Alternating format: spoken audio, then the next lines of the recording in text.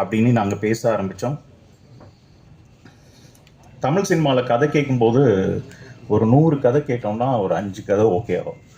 ஆனால் ராமோட மட்டும் அந்த ஒரு 5 வருஷ பயணத்தில் வாரத்துக்கு ஒரு தடவையோ 2 தடவை மீட் பண்ணும்போதெல்லாம் 2 கதை சொல்லுவார். சொல்கிற கதையெல்லாம் ஓகே பண்ணலாம் ஒரு பாயிண்டில் கூட்டி வெறுத்துட்டார். நீங்கள் படம் பண்ணுறீங்களா இல்லையாடா, எத்தனை கதை தான் ஓகே பண்ணுறது, எத்தனை கதையை தான் நானும் உட்காந்து கேட்குறது, எல்லாம் பண்ணி கதை ஓகே இதை போகிறோம் அப்படின்னே ராம் அடுத்த நாள் அது வேண்டாம், நம்ம வேற ஒன்று பண்ணலாம் அப்படின்னு. அதாவது கதை நமக்குள்ளே கொட்டி கிடக்குதுன்ற ஒரு கர்வம் ஒருத்தருக்கு.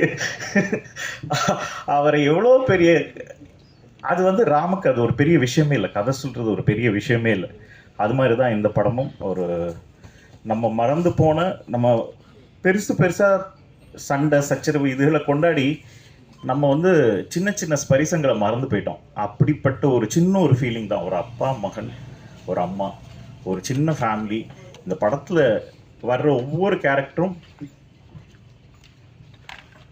உங்களுக்கு நாங்கள் எதுவுமே ஓவர் ப்ராமிஸ் பண்ணல. உங்களுக்கு இதில் பெரிய சீட்லேருந்து உங்களை வெளியே தூக்கி போடுற அளவுக்கான ஒரு ரியாக்ஷன்